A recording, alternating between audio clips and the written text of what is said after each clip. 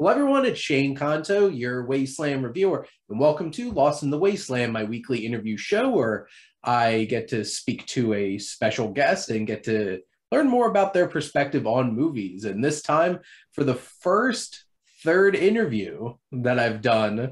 So, congratulations, Paige. Yes, you even did it before Jested because she's my backup. So, Paige is the first one to get to answer these questions. Paige, thank you for coming on. Yay! Thank you for having me. This is so much fun. I'm excited. And I definitely have a lot of fun talking movies with you, Paige. So let's get started. Okay. So this is very interesting, seeing as we just had snow around here today. And I know when I have a snow day, what I wind up doing is just having a movie marathon the whole entire day. Mm-hmm.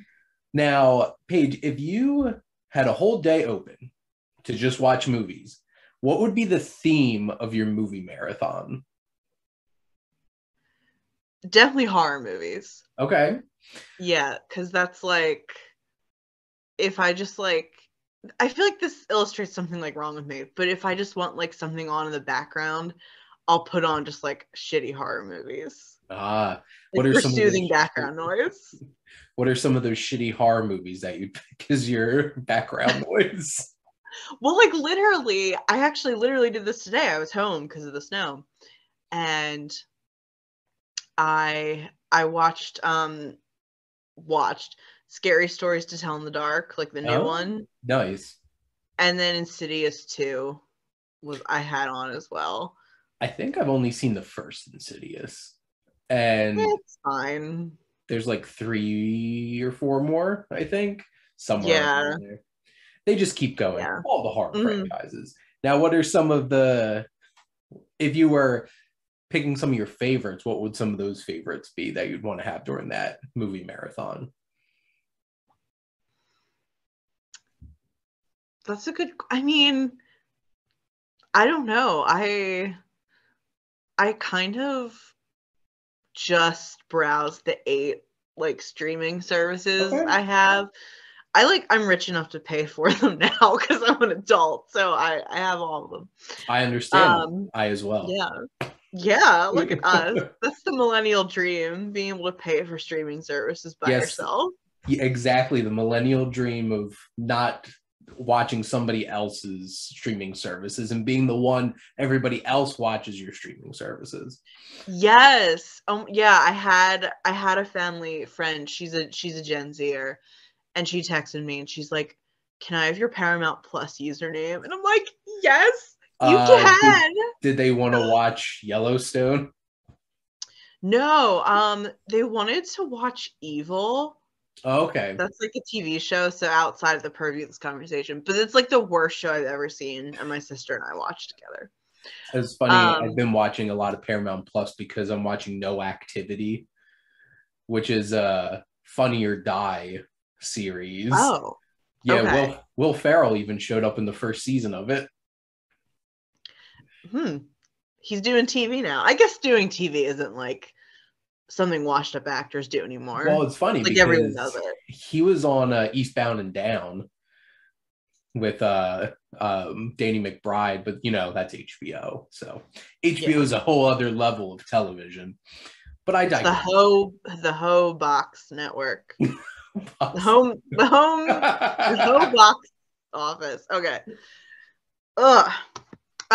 I did not answer your question. Oh, actually, I was planning to watch this today, but time got away from me. Have you ever seen Carnival Souls? I have not. Oh, I've seen a movie you haven't seen. Oh my God. Oh God. That's fucking crazy. It's like a B-C horror movie from the 60s. From 63, I think. And whoever directed it, I don't think like ever directed anything else, if I remember correctly. But it's like a black and white movie about this woman who like dies in a car crash, and then she's like followed around by death, and it's like really scary. I would say, I don't know if this is true or not, but I feel like It Follows might have purposefully or accidentally like borrowed like that theme of like death stalking you. Like it's scary. Should I put on my watch list? Yeah, I think you would like it. Then it will go on my watch list. I have one to throw onto your marathon though, because I know one film that I think we both should show Jess is The Witch. Oh my god, we talk about this movie like every time I'm on here. Well, I won't bring up the other movie that we always talk about while you're on here. God. But now, if you had a friend who had never watched a movie before, what would be the movie that you would show them? My God, you mean like, were they like rescued from like a hostage situation? Let's go with that. They lived in a bunker their whole entire life, like Kimmy Schmidt. Bunker. Okay, so no like 9 Cloverfield Lane like bunker movies or anything like that, or what is it 9 Cloverfield Lane? 10 Cloverfield Lane. 10. That probably would be triggering if this was the particular Yeah. situation. But yeah, so no bunker movies. What's like the most like cinematic movie I can think of? I'd say maybe like Star Wars Episode 4. Okay. Yeah, because that's like, it's like a very accessible movie for all ages. But it's like, it's very cinematic. It's fun. You know, it has like very broad themes of the hero's journey that anyone, probably even a bunker person, could relate to. Well, they could feel Luke's feeling of isolation, stuck out on a desert planet, and all he wants to do is go to the Tashi station to get power converters. Yeah, the classic teenage dream. But that's, I think that's what I'd show my bunker friend. Okay, Star Wars, great pick, because I feel like that's Episode 4 specifically Star Wars, A New Hope. That they added A New Hope on when they're like, oh crap, we can make tons of these, tons of money. Yes. I didn't know that. Yeah, because the original title was just Star Wars, and then when they started making sequels, they're like, oh well, I guess we'll retroactively name this one. Oh, okay. Makes sense. Now, I know a lot of times sequels wind up sucking, or they're just the same exact thing as the first movie. If you could pick any movie that you think deserves a sequel, what sequel would you greenlight? So this is a movie that like doesn't already have a sequel. Correct. Okay. That's a tricky one, because I feel like unless you make a movie with a sequel in mind, like they always end up feeling just like kind of tacked on, like Frankensteined on, to the end of the first movie. I don't know, Shane. I haven't seen any movies. I can name at least a handful of movies you've legitimately sat next to me in the theater watching. I know, I was gonna say. We're gonna greenlight the Green Knight sequel. The Greener Knight. The Blue Knight, the Turquoise Knight. Actually, so okay, this is sort of cheating, but I really love the Joel Schumacher Phantom of the Opera. Okay. Even though I know it didn't get great reviews, but I thought it was really good and captured the kind of let's be real, tacky, melodramatic. I've seen the stage show now, and it's just it's pretty true to the stage show. Yeah. It is just big, showy, and I hate Rao. I know, he sucks. But there's nothing wrong with showy, silly musicals, whatever. So I really like the Joel Schumacher movie. Okay. But I would so Andrew Lloyd Webber wrote a musical, a sequel to the Phantom of the Opera, Love Never Dies. Okay. But that has not been adapted into a movie, and I would love for that to be adapted into a movie. I'll take it. Like it's like even more ridiculous than Phantom of the Opera, but like I'm into it. Can Gerard Butler still have like the muscular dad bod that he has now, or does he have to get into like slim shape? So no, actually, because Love Never Dies is set like I think 10-ish years after the original, so he can be like, yeah, I just aged, I got that dad bod. Well, he's literally a dad. Like, he and Christine have a kid. It's so ridiculous.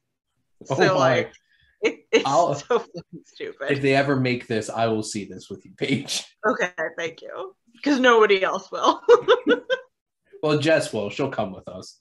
That's 3 tickets. There you go. Oh wow. Oh, I wouldn't even ask Jess to sit through that because I love her too much, but I would love for her to come too and suffer. Now, what's a film from your childhood which you haven't watched in years that you would want to go back and watch again? I haven't seen My Fair Lady in a long time. Okay. I could watch that. Yeah, I loved because my grandma, she loved all those old, musicals, so we would watch those instead of, normal children's movies. Hey, I was 10, I watched The Godfather. That's normal children movies, right? No, that's traumatizing. At least My Fair Lady is, not horrible, You do have to listen to Rex Harrison sing talk. Yeah, they really... Well, Audrey Hepburn didn't sing either. They had someone sing for her. What's interesting is another Rex Harrison musical that I watched a lot when I was a kid was the Doctor Doolittle movie. And that I haven't watched in years. That sounds awful. It got nominated for Best Picture. Okay, but they had but it also was movies. Not great. So, well, they had nothing to choose from back then because they made 3 movies a year. I'm pretty sure that went up against In the Heat of the Night, Guess Who's Coming to Dinner, Bonnie and Clyde. And Doctor Doolittle. And Doctor Doolittle. They made a handful of movies. They had to nominate them all. There you go. That's 100% why Around the World in 80 Days won Best Picture. It was a different time then. And I remember watching My Fair Lady for the first time, and I'm like, this is really long. Because I was an adult. I was after college watching that for the first time. It is long, I guess. And there's definitely a couple of numbers in it where I'm like, this definitely feels like a bloated musical from the 1960s. Yeah. But it's fun. It's something. Yeah. And maybe someday you'll watch it again and find out that it is indeed something. Yeah. So there you go. Maybe. Now, Paige, if you could visit any place from a movie, where would you go visit? Okay. Well, am I protected from death? Or no? You kind of have to take everything with it. Okay. So you might have to defend yourself. Oh, okay. That really narrows down where I want to go then. Oh my God. Okay. Well, if I can die, that's not... I guess I can die anywhere. That's true. You could die in New Jersey. Okay, well, I was gonna say, I was just thinking now childhood movies. Even though I didn't see this movie until I was a teenager, but Labyrinth was pretty cool. Okay. I could get behind going to that. magical world, but like only if I knew David Bowie and his bulge like rescue me. I don't want to die. It's like you only want to go there if you could be there with David Bowie, his bulge, and not die. No, I don't. The bulge isn't even like the attraction. Like I just think it's like a cute, like cool little world. I just don't want to die. That's definitely one because like I didn't watch Labyrinth until I was like an adult out of college, and I didn't have all the nostalgia, and I would like to watch it again because, and especially recently because I think it went back into theaters for its like something anniversary. Probably it's like 35th anniversary. Holy crap. It came out in like 86, so yeah, it would have been his 35th. Yeah, because I was about to say 25th. I'm like, oh no, I'm 30. It's older than me. Math. That's horrifying. I hate that so much. God, we're ancient. Well, that's why we'll go back to our youthful world of Labyrinth and forget all about it. So there you go. Now, you know what? I gave an answer to this question already. But I know we've talked a couple of times about like childhood films at this point. What's a film that you watched way too young? Like you should not have watched this movie when you did. Oh my God. Definitely the South Park movie. What's it called? Bigger, Longer, and Uncut. So my mom, I don't like, you've met my mom. Yes. She loves South Park. South Park's great. So it's so like juvenile though. Like I outgrew loving South Park like a while ago. As you're being interviewed by somebody who's actively watching all the COVID specials that they keep making and doing reviews. Okay. Well, I watched them too, and like they were fine, but they were like I enjoyed them, but they were like juvenile. But my mom like has always loved South Park, so like, you know, she was like kind of strict. She wasn't like strict about what we watched, but she didn't want us exposed to like toilet humor. You know, she would let us watch like fucked up shit, but not like juvenile shit. Good for South Park. But South Park was the exception, and she was like, "Well, I want to watch it, and like we only have one TV, so I guess you guys are." So that's sorry, Mom, if you watch this, I'm exposing your parenting. Hey, I used to watch. So when South Park first came out, I guess I was 8, and my stepbrothers showed it to me. And so, like, I've been watching South Park since I was 8 years old. I recall the first season with, like, the whole pink eye episode, the Halloween episode where everybody gets pink eye, but they're just zombies. Kenny dies 3 times, and Chef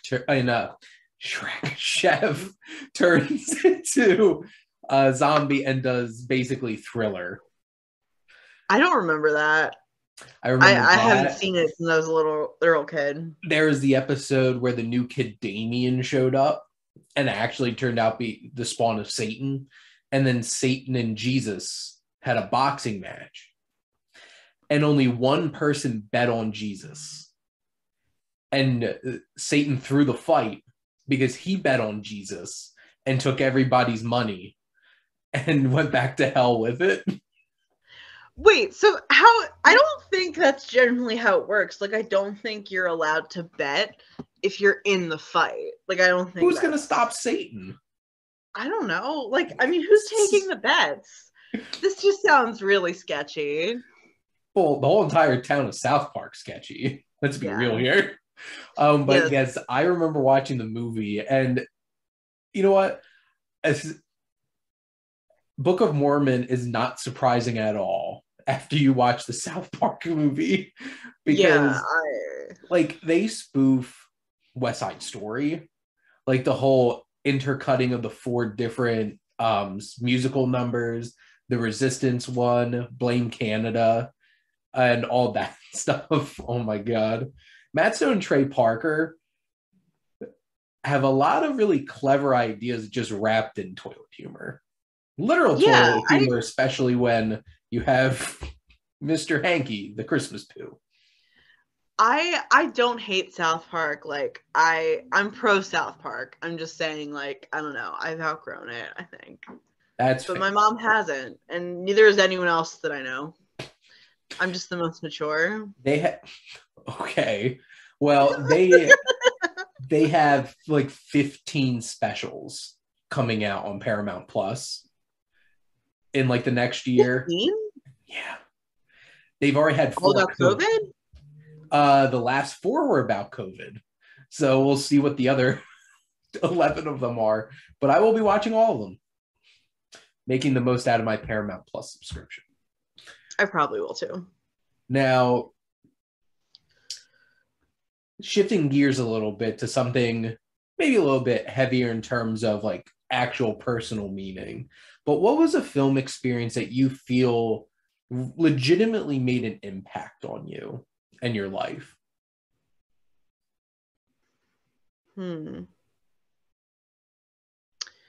I don't know. That's hard to say. Like, I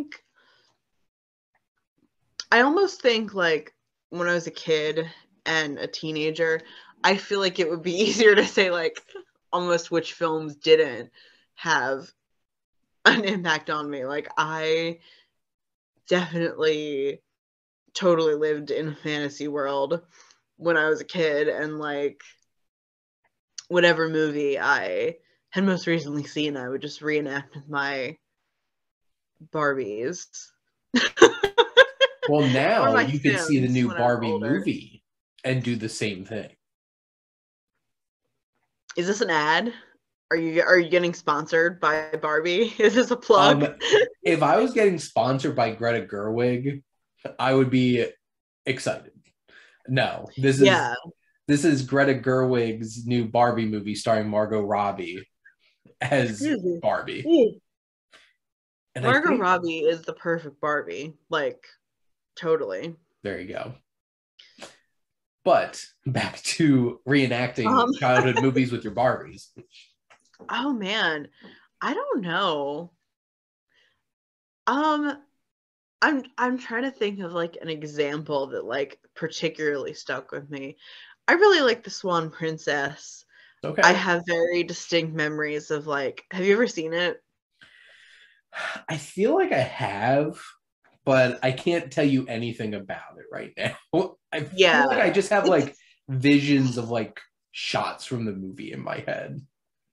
it's just like it's Swan Lake, really, Mm-hmm. but like a kid's cartoon. Um, and I remember in the end, like she gets shot and like she's dramatically dying, and the prince is like, the true love's kiss or whatever.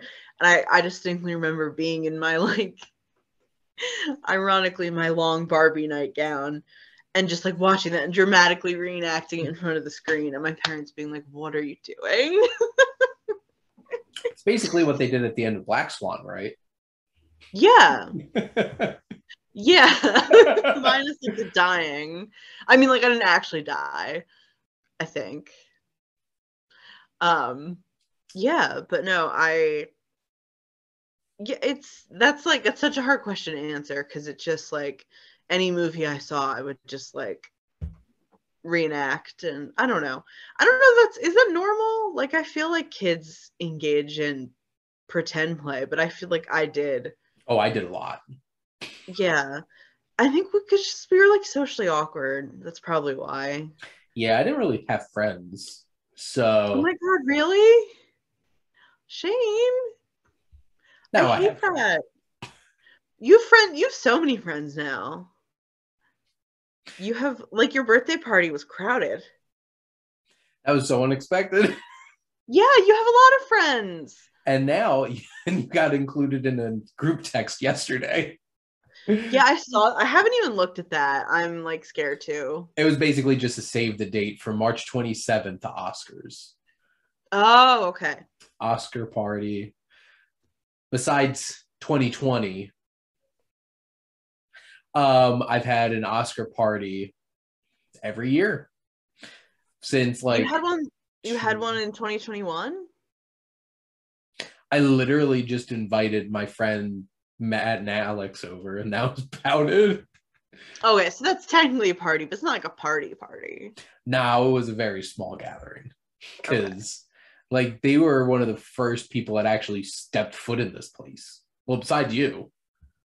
So there you go. Well, yeah, I helped you guys move, so Yeah. You're not allowed in. okay, it's fine. I get it. It's fine. I get it. Well, you were supposed to be here today, but I COVID's a know. fun thing, and being sick's a fun thing, and I know. such is life. I know. But now, Oh wait, Shane, I just yes. realized something. I feel like we should refilm the introduction because you did not mention that I am the maid of honor for you and Jess in your wedding. Yes, I will wrap up this video by clearly stating that Paige is indeed the maid of honor at my wedding, and I have two standing group chats with Paige, one through text and one through Instagram. Yes. Yeah. And it's the same, it's me, you, and Jess, like it's the same people. Yep. But we just have two for some reason. I don't know. It just happens sometimes. I know. I love it. I'm happy. But yeah. Okay, yeah, so anyway, we both engaged in unhealthy levels of pretend play, probably. Because we were socially awkward. Next question. And now for something completely different. Okay. Now, what's a movie that you would turn into a TV show? Oh, good question.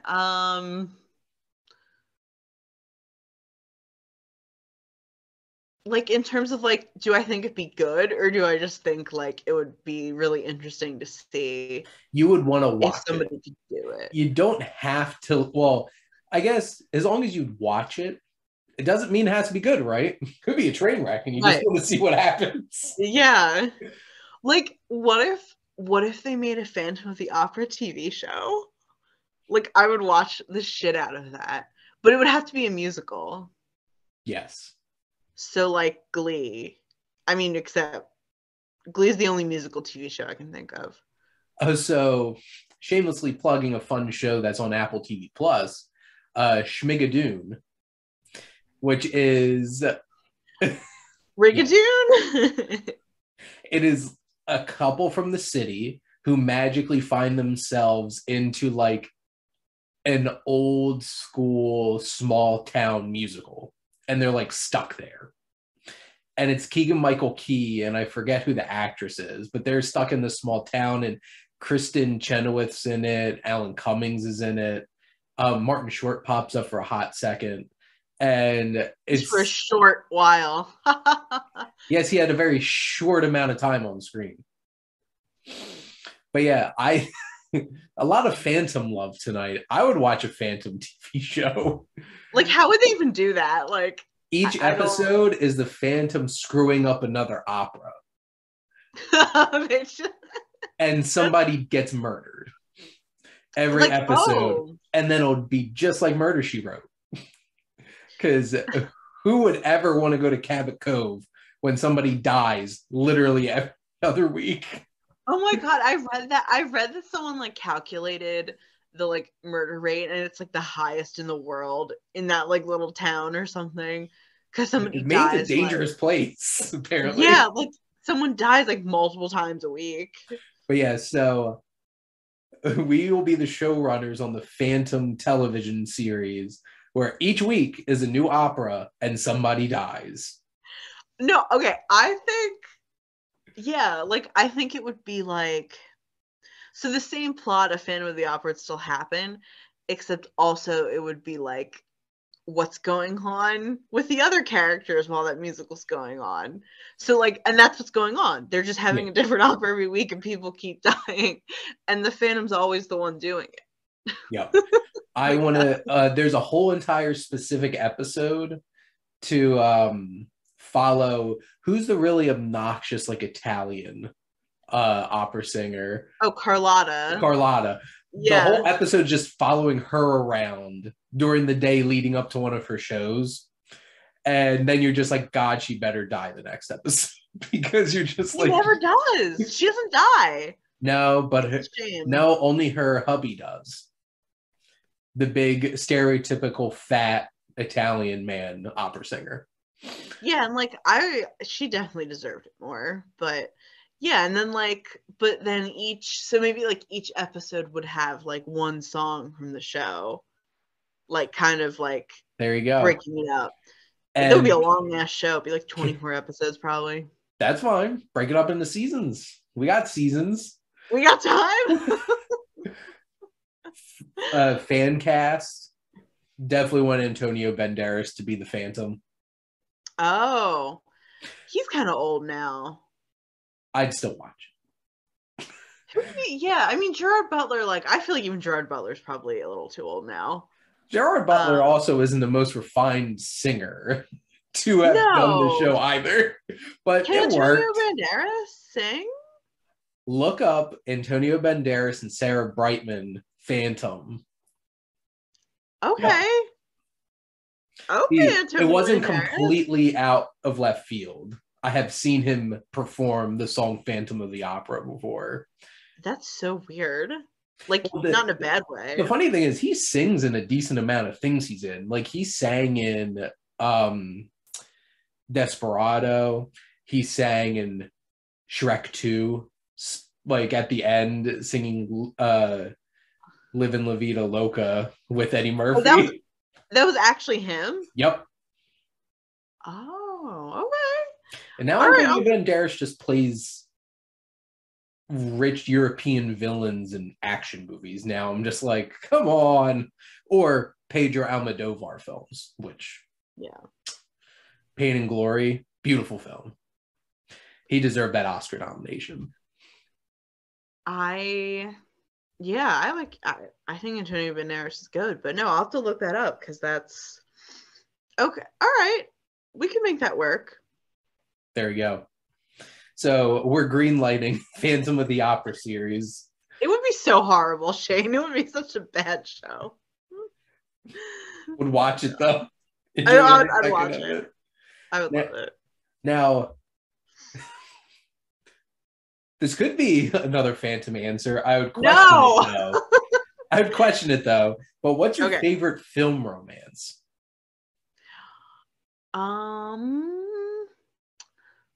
Oh man.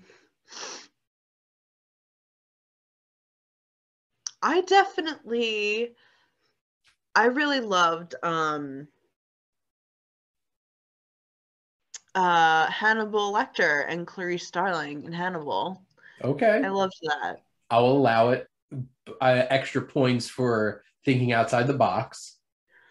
It is. I mean, it is a romance. It's not like healthy. Yeah, there's some sexual tension going on. Not as much sexual tension as Hannibal. Show. Oh, you mean like the TV show? Yeah. No. In Hannibal, in the Ridley Scott movie, they literally kiss. Like, I think most people want to forget about Hannibal, though. I liked it. Unpopular opinion. I actually liked that movie. That's the one I was talking about. There's definitely some, there's some things about Gary Oldman in that grotesque makeup as that villain was interesting, and I really appreciated the section when Hannibal was still in Italy, and the detective was trying to track him down, and boy did he get messed up. Oh yeah. But I don't know, I didn't love Julianne Moore as Clarice, and she's great, she's a great actress, but I don't know, it just didn't click for me like Jodie Foster. Yeah, I just think I like Jodie Foster better, but I don't think either of them. I don't think Julianne Moore was bad either. I think if she had been Clarice from the beginning, it would have been. It's just in contrast to Jodie Foster's. Maybe I was just missing Dr. Lecter. That Jodie Foster kind of. Yeah, that accent. Yeah. She was great. I love Silence of the Lambs, and me too. I have a soft spot for Red Dragon. Ray Fiennes killed it. No, that's a piece of shit movie. Have you seen Manhunter? Manhunter's fine. I'm okay with Manhunter. Red Dragon is a shit movie. I enjoy it, but Well, you're wrong. telling me I'm wrong on my own show. I know. Thank I you, know. thank you, Paige. So, I'm But I do horrible. give you some extra credit for unconventional romance of extremely, extremely problematic It's romance. extreme. Oh yeah, no, Louis, you didn't say it had to be unproblematic. No, I didn't. I appreciate you thinking outside the box. I was waiting for you to say Maria and Tony after we watched West Side Story. Oh my god, what? What? Her, like that girl, and then like Dingleberry or whatever the fuck that dude's name is, like Dingleberry Vandersloot. What's his name? Ansel Elgort? Yes. Oh my. I forget. I couldn't think of his name. No, that was fine. So I'm very interested to hear other people's answers to their favorite film romances. Waiting for Romeo and Juliet. Boring. No. Might question that one a bit.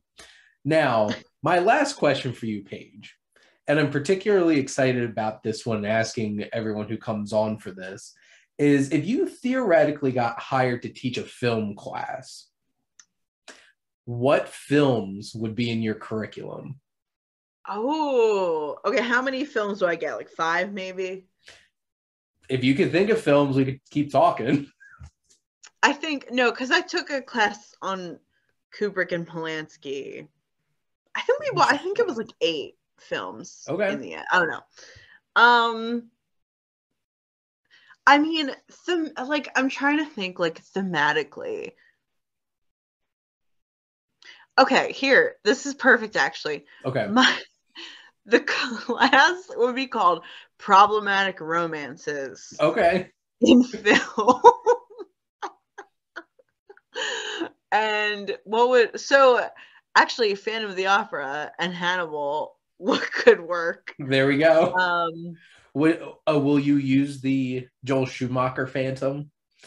Or are we going to choose the Universal Claude Rains Phantom or Lon Chaney Jr.? No. I mean, you could, or okay. This is a serious. The Problematic Romance is one I was kind of like joking. This is actually, I think, would be a good, like, for real film class. Is one on Lon Chaney Jr. and his makeup. Okay. I am so fascinated by him. Because, like, I think he was just an absolute genius. And the shit he did with, like, fucking, like, Q-tips and, like, silly putty and, like, arsenic. Like, I don't know what they used in makeup back then. But, like, just... It'd probably kill you. Yeah, like, I don't even know what he was doing. But, like, you made me think of, like, Phantom of the Opera. Mm-hmm. Like, he just did that himself. Like, he just did that all by himself with, like, clothespins and, like, paint he found on the side of the road. Like, I think that's absolutely amazing. Yeah, he has 162 acting credits, so I'm trying to see. His last film was in 1930. Interesting. Because, like, there's definitely some problematic ones, like Mr. Wu and him playing a guy with a Fu Manchu. But you should still talk about that, I think, in film classes. Like, there's definitely room to talk about, like, there's a problematic stuff. Hunchback of Notre Dame.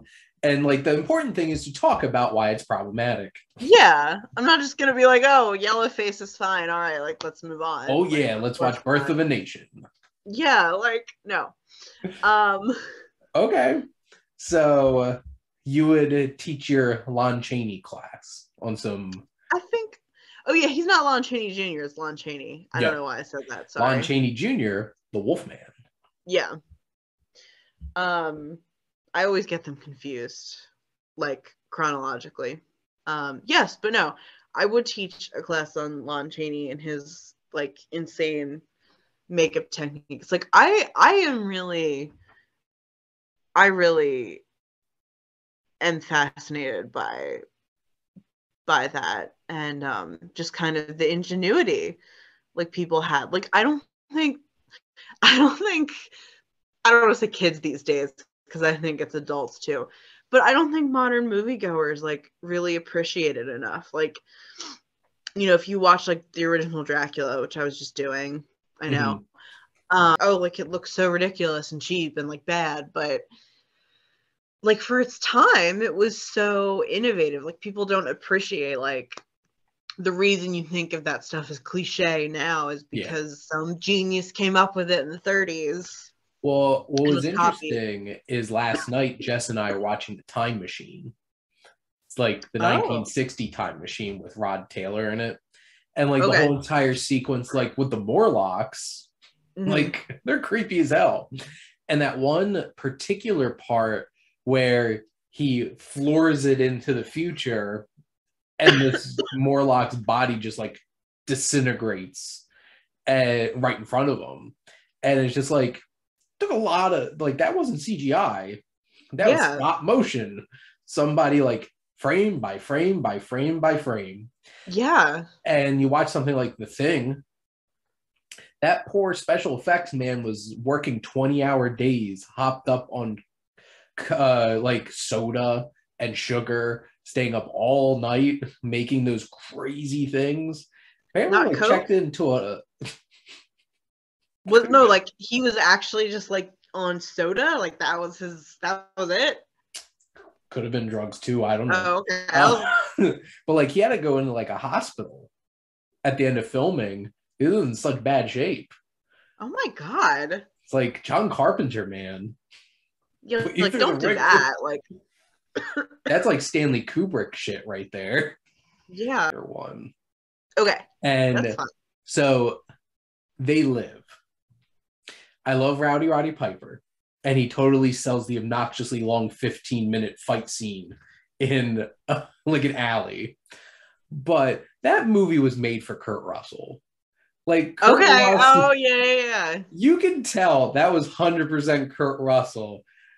Like, just especially after The Thing and Big Trouble in Little China, like that should have been Kurt Russell. Escape from New York. Oh yeah. Like you can tell John Carpenter had him in mind and then had Rowdy Roddy Piper, because in a lot of like dramatic moments in it, he's just like reading lines and just like flat, like flat as hell.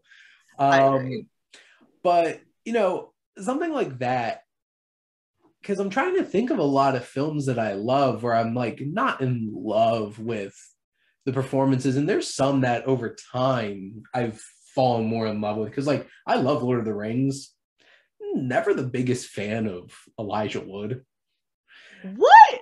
I thought him and his little cutie patootie, like curly hair and blue eyes, he was a good Frodo. Like he was a little baby. But like over time, like it's really grown on me. So like I wouldn't say that. A lot of the other castings are pitch perfect. But that's a challenging thing. It's like I could jokingly say almost any Mission Impossible movie and replace the villain with somebody more interesting, except for like Mission Impossible 3, because you can't get much better than Philip Seymour Hoffman. So press F. Press F in the chat. But definitely, and probably like if I thought about some like older films too, where it's just like somebody with their skin colored a different color probably wasn't the best choice, kind of thing. Because like in Breakfast at Tiffany's, like maybe replace Mickey Rooney with like any Asian person. Even it's interesting because like films like I love Ben-Hur, there's at least one performance in that that's like heavy brown face. Yeah. And then like Lawrence of Arabia, like Alec Guinness is in that as an Arab, and you're just like And this just reminds me of the movie Ed Wood, when he like meets Orson Welles, and Orson Welles is like, well, the studio wants me to hire Charlton Heston to play a Mexican.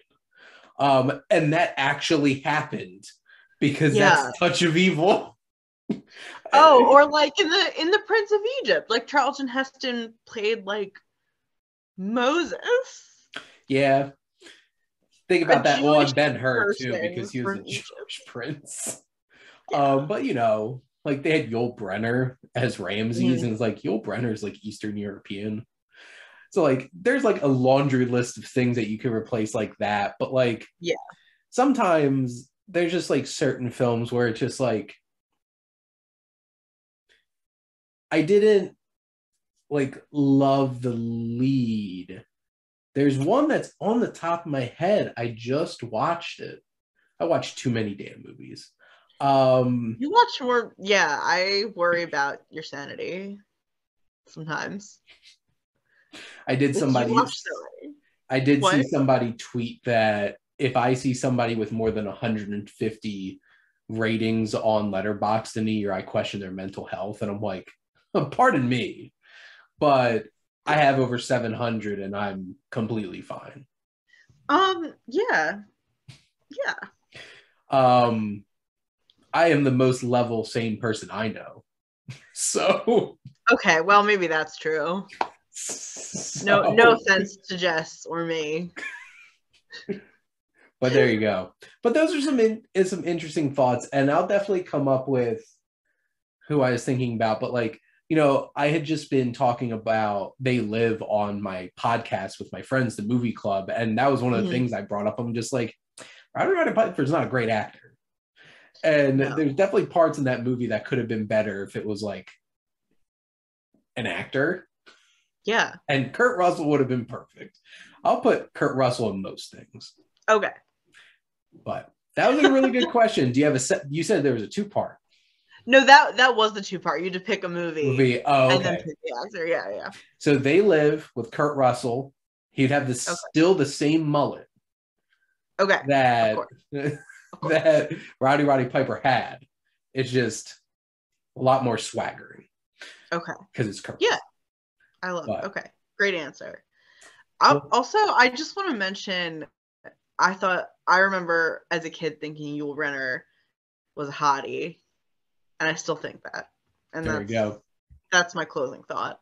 I think you would appreciate this. I saw somebody criticizing Disney for its horrible representations of love because like it showed the picture of Pocahontas's Native American love interest, and it's just like, you're telling me that this girl picked John Smith over this man? I'm just like, I appreciate that energy going on Twitter today. Yeah, I mean, or like, I forget. Yeah, I forget. Like, it was something like Jason Momoa was involved. I forget, but they were like, "Oh, you would really pick anyone over Jason Momoa?" And I'm like, no, of course not. Of course not. And then Twitter is such an interesting place, talking about so much Harry Potter glow ups after the Harry Potter reunion. Oh yeah. Jess even made a comment. Blow up. What? Jess even made a comment about Neville. Oh yeah, Neville's hot now, right? Yep. And they all grew up and seem to be all functioning human beings. And you know what? Good for them. Love that. Overcame that childhood actor curse. Yeah. But now I'm just going on a tangent. But Paige, thank you so much for coming on again. Paige, the maid of honor in my wedding. Yay! So it's not your wedding, it's you and Jess's wedding. You're not like marrying yourself. Jess isn't here. Okay, but like there's 2 people involved in this wedding. It's Shane and Jess. It's not Shane's wedding. So if I said Paige is going to be the maid of honor in our wedding. Yeah. People get that there's a person, a second person. It's implied if there's a wedding. So I guess maybe if you say my wedding, that's also implied. All right. I take that back. Like your point, I'm not marrying myself. That's so true. There you go. But anyway, Paige, this was a lot of fun. Thank you so much for coming on. Thank you for having me. I love it. It's always a pleasure, and I hope I hope I'm entertaining to you and your viewers. I have a lot of fun, so I Oh, appreciate it. And I'm sure all of you out there do too. But thank all of you out there for always supporting your Wasteland Reviewer.